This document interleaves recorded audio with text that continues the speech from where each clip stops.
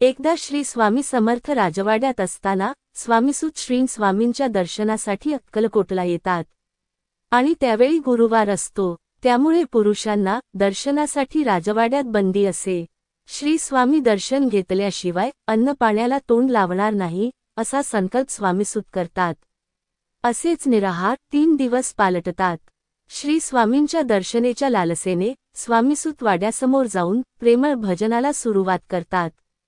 हे करुणरसाने भरलेले भजन राणी आतून ऐकते आणि शिपायांना आज्ञा करते की यापुढे स्वामीसूतांना राजवाड्यात येण्यास रोखायचे नाही.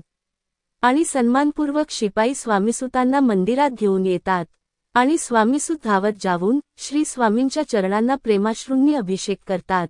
निजसूताला पाहून श्री स्वामींनाही आनंद होतो. स्वामीसूतांवर काही सेवेकऱ्यांचा द्वेष होताच. एक दिवस ते श्री स्वामी भजनात इतके तल्लीन झाले की त्यांना भानच राहिले नाही की आपण श्री स्वामींपुढे पायात खडावा घालून नाचत आहोत.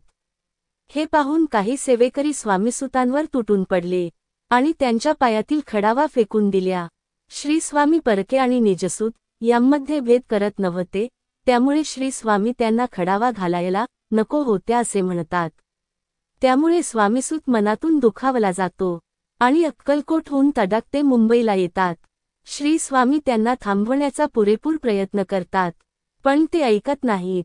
स्वामीसूत मनातून पार खचतात आणि अशातच फार आजारी पडतात. हा समाचार श्री स्वामींच्या कानी पडतो. तेव्हा श्री स्वामी सेवकांना आज्ञा करतात की कुणीतरी सुताला इथं आणा, नाही येत असेल तर पेटीत घालून आणा.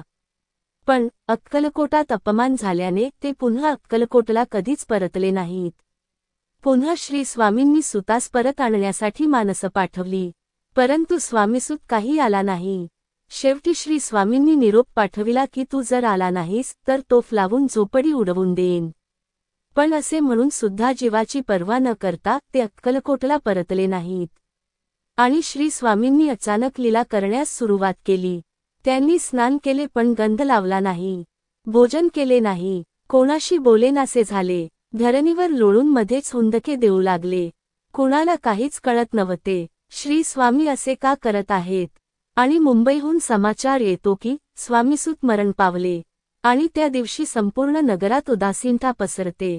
आपल्या पुत्राची मरणवार्ता ऐकून काकूबाई मुंबईस पोहोचतात आणि मग अक्कलकोटास येतात आणि श्री स्वामींना पुत्रशोक करून प्रश्न विचारतात की सूत तुमचा पुत्र असून तो असा अकाली का मरण पावला. तुम्ही त्याला वाचवू शकला नाहीत तर इतरांचे कसे तारण होणार. तेव्हा श्री स्वामी म्हणतात आम्ही त्याला परत येण्याची खूप विनवणी केली, पण त्याने आज्ञेचे उल्लंघन केले आणि काळाने ही संधी साधून त्याला ओढून नेले. स्वामीसूत किती श्रेष्ठ होता हे सांगून श्री स्वामी काकूबाईचे सांत्वन करतात. पुढे स्वामीसूताची मुंबईची गादी रिकामी झाली. आता त्या गादीचा अधिकारी कोण असेल असे प्रश्न सेवकरी श्री स्वामींना करू लागले. अशा प्रकारे ग्रंथकाराने श्री स्वामीसूतांच्या जीवनचरित्राचे कथन केले आहे आणि इथेच श्री स्वामी चरित्र सारामृताच्या 17व्या अध्यायाची समाप्ती होते. आणि हा अध्याय सर्व अध्यायापैकी सर्वश्रेष्ठ आणि सर्वात मोठा अध्याय असल्याची खात्री ग्रंथरचयिते देतात. श्री स्वामी समर्थ. जय जय स्वामी समर्थ.